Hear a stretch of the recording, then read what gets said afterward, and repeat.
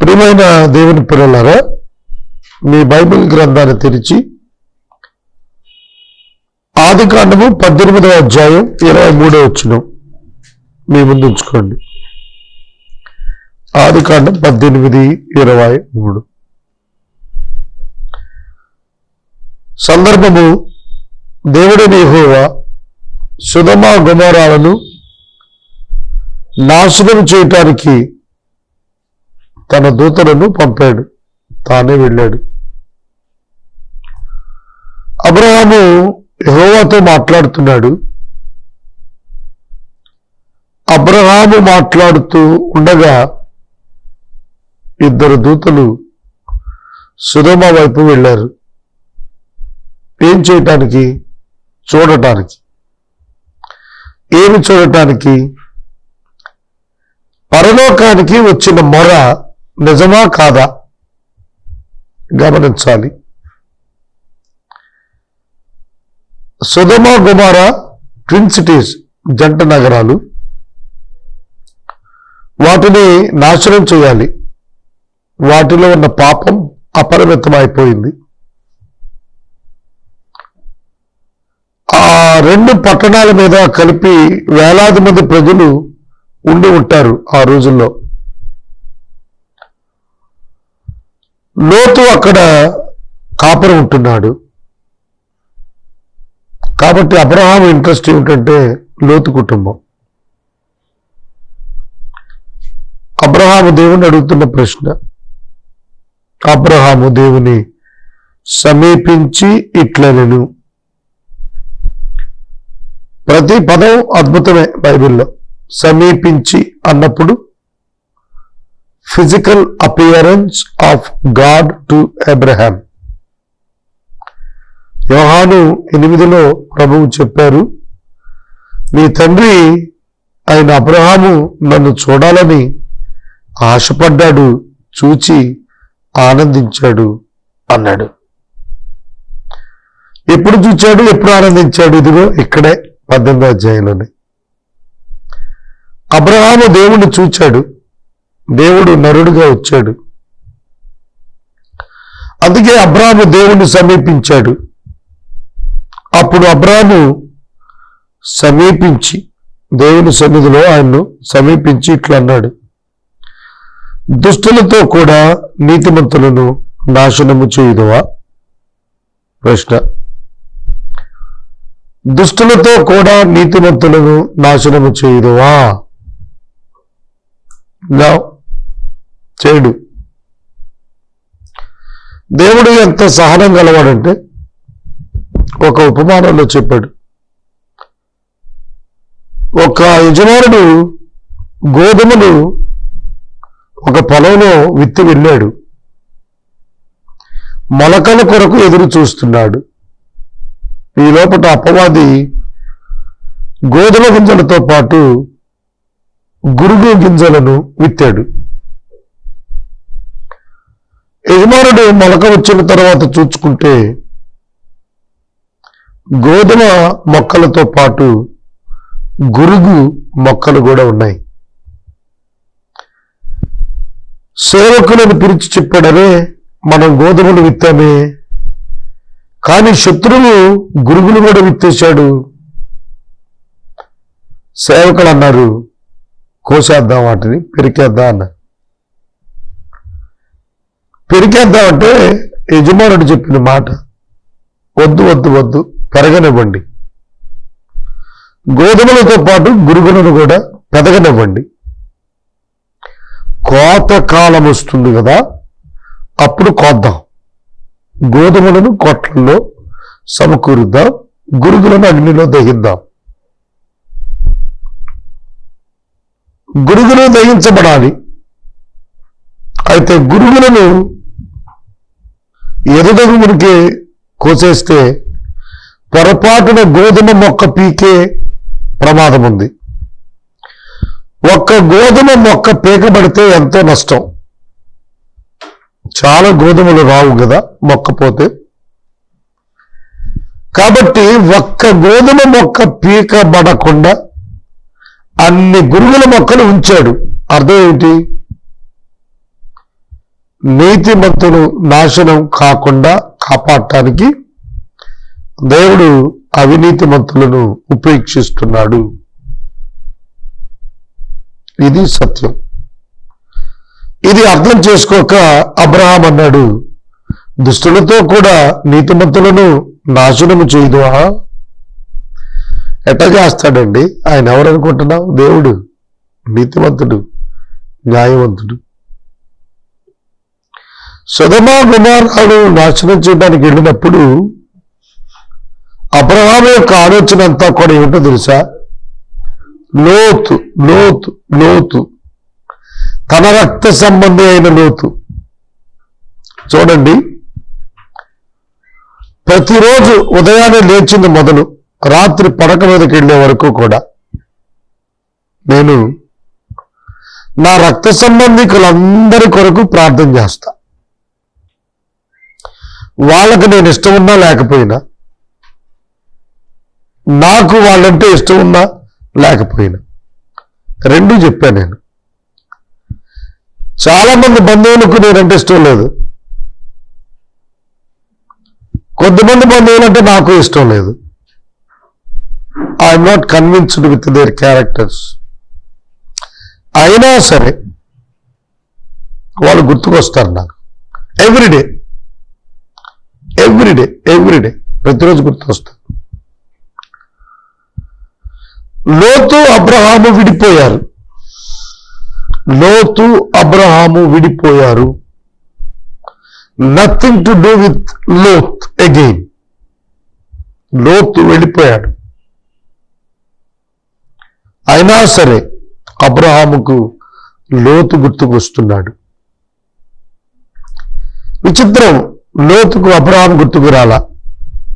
తర్వాత నేను ఎప్పుడు ఆలోచించేది ఏమిటంటే, లోతు అబ్రహాముతో కలిసి కదా హారాను నుండి వచ్చాడు. సమస్తం పోయిన తర్వాత సోయరికి వెళ్తాను, కొండ మీదకి వెళ్తాను అంటాడేంటి?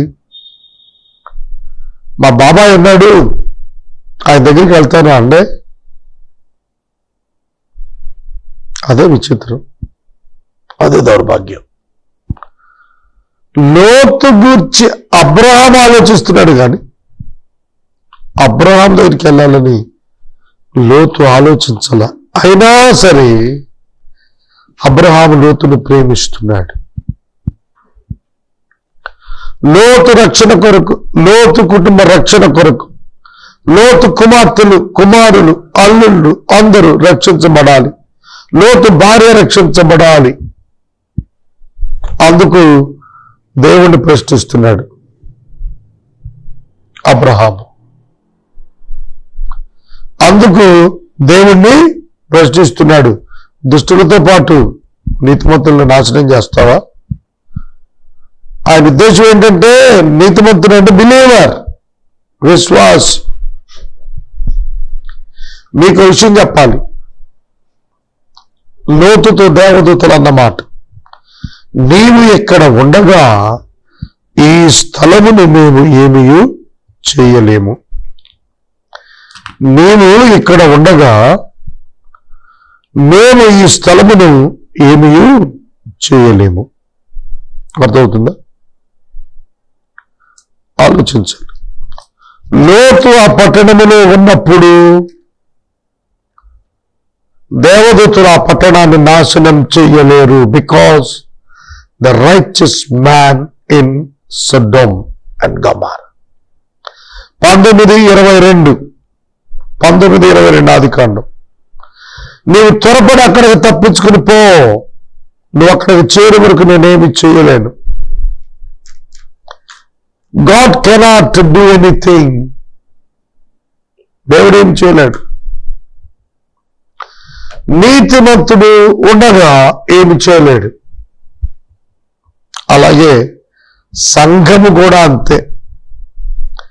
సంఘము భూమి మీద ఉన్నంతసేపు క్రీస్తు విరోధి బయలుపరచబడ్డం. క్రీస్తు విరోధి బయలుపడాలి అంటే సంఘం ఆకాశ మధ్యమానికి వెళ్ళిపోవాలి. గుర్తుపెట్టుకోండి. సంఘము ఆకాశ మధ్యమానికి వెళ్ళిపోతే భూమి మీద పాప పురుషుడు ప్రత్యక్షం అవుతాడు. పాప పురుషుడు ప్రత్యక్షం అవుతాడు. తెస్సలోనిక సంఘానికి పౌలు గారు రాసినప్పుడు 2వ పత్రిక తెస్సలోనికలకు పౌలు రాస్తూ 2వ అధ్యాయం 6వ వచనంలో అన్నాడు, కాగా వాడు తన సొంత కాలం ముందు బయలుపరచబడాలని వానిని అడ్డగించినది ఏదో అది మీరు ఎరుగుదురు. ధర్మ సంబంధమైన విరోధ సంబంధమైన మర్మం ఇప్పటికే క్రియ చేస్తోంది, కానీ ఇది వరకు అడ్డగించుచున్నవాడు మధ్య నుండి తీసివేయబడి వరకే అడ్డగించును. అప్పుడు ఆ ధర్మ విరోధి బయలుపరచబడును. అర్థమైందా? పరిశుద్ధాత్మ దేవుడు సంఘాన్ని భూమి మీద ఉంచినంత కాలం ఈ ధర్మ విరోధి బయలుపడడు, రాలేడు. వాడు భూమి మీద మహాశ్రమలు రావాలి అని అంటే సంఘము ఎత్తబడాలి. తెలుసుకోండి. కాబట్టి దుష్టునితో పాటు నీతిమంతుడిని నశింప చేయటం దేవునికి చెల్లదు, దేవునికి కుదరదు. అవును, దేవునికి కుదరదు. ఇక బేరం మొదలు పెట్టాడు. ఆ పట్టణంలో 50 మంది ఉంటే పట్టణాన్ని నాశనం చేయకుండా ఉంటావా? ఆ పట్టణం ఖాయవా? 50 మంది ఉంటే కాస్తాడు. ఇవాళ మన దేశంలో 2% క్రిస్టియానిటీలో 0.02 కూడా ఉండవేమో నిజ విశ్వాసులు. మిగతా వాళ్ళు మత క్రైస్తవులు, రిలీజియస్ క్రిస్టియన్స్ ఉన్నారు. రియల్ క్రిస్టియన్స్, రియల్ చర్చ్ కాదు. దేవునికి స్తోత్రం. మతపరమైన క్రైస్తవుడు పరలోకానికి వెళ్ళడు, పుట్టుక క్రైస్తవుడు అంటాం. రక్షణ పొందిన వాడు నిజమైన క్రైస్తవుడు, అతనే పరలోకానికి వెళ్తాడు. కాబట్టి మన దేశంలో దేవుని ఉగ్రత రాకుండా ఉంటోందంటే ఇంకా కారణం ఏంటి? సంఘం ఉంది. ఇంకా ఇక్కడ ప్రపంచంలో పాప పురుషుడు బయలుపడకుండా కాపాడుతున్నది ఏమిటంటే పరిశుద్ధాత్మ దేవుడు సంఘాన్ని ఇంకా భూమి మీద ఉంచాడు. సంఘాన్ని ప్రభు తీసేసినప్పుడు ఈ భూమి మీద పాప పురుషుడు ప్రత్యక్షం అయిపోతాడు. దుష్టుడితో కూడా నీతిమంతులు చంపుట నీవు దూరమగును గాక, నీతిమంతుని దుష్టుడితో సమానంగా ఎంచుట నీవు దూరమగును గాక. సర్వలోకమునకు తీర్పు తీర్చు వాడు న్యాయము చేయడా? క్వశ్చన్ చేస్తాడు. దేవుడు న్యాయం చేయడా? చేస్తాడు. సమస్య లేదు. నువ్వు ఊరికే కూర్చొని చూడటమే. నీ జీవితంలో నేను మనవి చేస్తున్నాను. హెబ్రీ పత్రిక నాకు ఎప్పుడు గుర్తు. మీరు పరిశుద్ధులకు చేసిన పరిచర్య విషయము మరుచుటకు దేవుడు అన్యాయస్తుడు కాడు. దేవుడు అన్యాయస్తుడు కాడు. దేవుడు అన్యాయస్తుడు కాడు. దేవుడు న్యాయవంతుడు. దేవుడు పరిశుద్ధుడు, పరిశుద్ధుడైన దేవుడు న్యాయవంతుడు. ఆయన మనలను విడిచేవాడు కాదు. ఆయన న్యాయము గొప్పది. ఆయన న్యాయము గొప్పది. హెబ్రీ పత్రికలో మనకు ప్రభు చాలా స్పష్టంగా చెప్తాడు. ఆయన విడిచిపెట్టేవాడు కాడు. ఆయన మనలను జ్ఞాపకం చేసుకుని మనకు కృపను చూపి అభివృద్ధి చేస్తాడు. ఆయన అన్యాయం ఏమీ చేయడు. చూడండి, హెబ్రీ పత్రికలో 12వ అధ్యాయంలో మనం చూస్తున్నప్పుడు ఆయన మన ఎదుట ఒక మాదిరిగా, ఒక ఉదాహరణగా ఆయన ఉన్నాడు. శ్రమలను మన నిమిత్తము అనుభవించి ఆయన మనలను తనకు అనుకూలమైన వారిగా చేస్తున్నాడు. పరిశుద్ధులైన వారికి మీరు చేసినటువంటి ఏ విధమైనటువంటి పరిచర్య కూడా వ్యర్థం కాదు. మరి అటువంటప్పుడు దేవుని పిల్లలు ఎక్కడ నష్టపోయేది? ఎన్నడూ నష్టపోరు. దేవుడు అన్యాయం చేయడు, దేవుడు సహాయం చేస్తాడు. తర్వాత ఇతడు మాట్లాడుతూ అడుగుతున్న ప్రశ్నల్లో కొంచెమంది తగ్గితే కాపాడువా? 50 అన్నాడు. ఒక 5 తగ్గితే 45 అయితే, 40 అయితే, 30 అయితే, 20 అయితే, 10 అయితే, దానికంటే డైరెక్ట్గా లోతు కుటుంబ సంగతి ఏంటని అడిగితే బాగుండేది. ఇవాళ మనం కూడా అలాగే ఆలోచిస్తాం. డైరెక్ట్గా మనకు కావాల్సిన దేవుడు నడవ ఏంటేంటో మాట్లాడుతాం. But God loves Abraham. దేవుడు అబ్రహాం ప్రేమిస్తున్నాడు. అబ్రహామును బట్టి లోతును కనికరించాడు.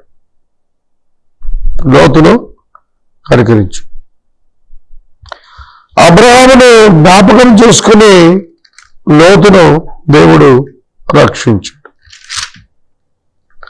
అదే విషయాన్ని 19వ అధ్యాయం 29వ వచనం, 19వ అధ్యాయం ఆదికాండం 29వ వచనంలో తెలియజేశాడు. దేవుడు ఆ మైదానపు పట్టణాలు పాడు చేసినప్పుడు అబ్రహామును జ్ఞాపకం చేసుకుని లోతును కాపురం ఉన్న పట్టణాలను నాశనం చేసినప్పుడు ఆ నాశనము మధ్యన లోతు నశించకుండా అతనిని తప్పించెను. అవును, లోతు నశించిపోవలసిన దౌర్భాగ్యములున్నా కానీ దేవుడు అబ్రహామును జ్ఞాపకం చేసుకుని తప్పించాడు. లోతు భార్య బిడ్డలు తడవు చేశారు, ఆలోచన చేశారు. అయినా కూడా దేవుని దూతలు లోతును తన భార్య బిడ్డలను చేతుల మీద వేసుకుని బయట లాక్కొచ్చి, ఎందుకు ఈ ప్రేమపూర్వక కార్యం లోతు పట్ల దేవుడు చేశాడు తెలుసా? కారణము అబ్రహామునకు దేవునికి ఉన్న సంబంధం. మీరు నేర్చుకోవాలి. నీతిగా జీవించినప్పుడు, పరిశుద్ధముగా జీవించినప్పుడు, భయభక్తులు కలిగి మనం జీవించినప్పుడు మనలను కాపాడువాడు మన ప్రభువు ఉన్నాడు. ఎటువంటి పరిస్థితుల్లోనైనా ఆ ప్రభువు మనలను కనికరించగలుగుతాడు. ఈ సత్యం మనం తెలుసుకోవాలి. సహోదరి సహోదరులారా, దేవుడు పాపులను రక్షించడానికి ఆయన ప్రణాళిక కలిగి ఉన్నాడు. నీతిమంతులను ఎందుకు నాశనం చేస్తాడు? చేయడు. పేతురు భక్తుడు లోతును నీతిమంతుడు అన్నాడు. ఎందుకు తెలుసా? తన హృదయాన్నట నొప్పించుకున్నాడట, ఒప్పుకోలేదట. యేసుక్రీస్తు ప్రభువును సిలువేసిన సందర్భంలో సన్హెద్రిన్ సభ్యుడైన యోసేపు అరిమత ఊరు సంబంధితి అయిన యోసేపు యూదులు చెప్పిన దానికి ఒప్పుకోలేదు. ఆయన సమరిస్తా ఉంటే ఒప్పుకోలేదట. 69:1 69 ఓట్లు సిలువ వేయాలి అంటే ఒక్క ఓటే వద్దంది. అది అరిమత యోసేపు. స్టిల్ అయినప్పటికీ వాళ్ళు సిలువ వేశారు, యేసుని చంపారు. ఆ శవాన్ని అరిమత యోసేపు అడిగి తెచ్చుకున్నాడు. నేను ఎందుకు ఈ మాట ఇక్కడ జ్ఞాపకం చేస్తున్నానంటే, అరిమత యోసేపు కూడా ఆనాడు లోతు ఏ విధంగా అయితే బాధపడ్డాడో వాళ్ళ బ్రతుకుల్ని బట్టి, యూదుల బ్రతుకులను బట్టి యోసేపు కూడా అలా బాధపడ్డాడు. అందుకే అతడు నీతిమంతుడు, సజ్జనుడని పిలువబడ్డాడు. మనం మన దేశంలో నివసిస్తున్నాం. పూర్తి విగ్రహ ఆరాధనా దేశం, పూర్తిగా బైబిల్ వ్యతిరేక విశేషాలు కలిగిన దేశం. అయినప్పటికీ కూడా ఈ దేశంలో మనం నీతిమంతులుగా జీవించాలి. దేవుడు ఎక్కడ ఉంచితే అక్కడ నీవు నీతిమంతుడిగా జీవించాలి. ఇది తెలుసుకోవాలి. ఇది దైవ పద్ధతి. చీకటిలో ఒక దీపం ఎలా వెలిగిస్తుందో అలా అవినీతి పరులు ప్రభువుని ఎరుగని వారికి సువార్త యొక్క వెలుగు మీరు అలా అందించగలగాలి. ఇది మీరు గుర్తుపెట్టుకోండి. లోతు భార్య వెనుదిరిగి ఉప్పు స్తంభమై అవిధేయత వలన నాశనం అయింది. అబ్రహాము యొక్క హృదయం లోతు వెనుకుంది. అందుకే దేవుడు లోతును బయటికి తెచ్చాడు. మనం కూడా మన రక్త సంబంధికులు నాశనం కాకూడదని ప్రార్థన చేయాలి. మన రక్త సంబంధికుల యొక్క రక్షణ కొరకు మనం విజ్ఞాపన చేయాలి. వాళ్ళు చనిపోతే నరకాగ్ని గుండానికి వెళ్తారు. కాబట్టి వారి కొరకు ఏడ్చి ప్రార్థించాలి, బ్రతిమాలి ప్రార్థించాలి దేవుణ్ణి. పేపర్లలో, టీవీల్లో పెద్ద పెద్దవారు చనిపోయారు అన్నప్పుడు నా మనసు వెంటనే వారి ఆత్మను గుర్చిన ఆలోచన చేస్తుంది. అయ్యో వీరు పాతాళానికి వెళ్ళిపోయారే, కానీ లోకంలో ఎంత పెద్ద ఊరేగింపు, ఎంతమంది ప్రముఖుల పరామర్శలు, భౌతిక కాయం పైన విపరీతమైనటువంటి పూల వర్షం, శవాన్ని గంధపు చెక్కల మీద తగలబెట్టడం, ఇవన్నీ చూస్తున్నప్పుడు బైబిల్ ఇచ్చిన జవాబు, ఒక మనిషి రక్షణ పొందకుండా తనువు చాలిస్తే ఆ ధనవంతుడు వేదనా స్థలంలో కొట్టుకుంటున్నట్టుగా కొట్టుకుంటాడు. వాటి గురించి మనం విచారించాలి. అందుకే ప్రజలు రక్షించబడేటట్లు సువార్త ప్రకటించాల్సిందే, ఆపటాకి లేదు. సువార్త ఆగకూడదు, ఏదైనా పర్లేదు. ఎందుకంటే పీపుల్ పెరిష్, ప్రజలు నాశనం అవుతున్నారు. ఈ మాట గుర్తెట్టుకోండి. అబ్రహాము ప్రార్థనల్లా నీతిమంతుడు రక్షించబడాలి.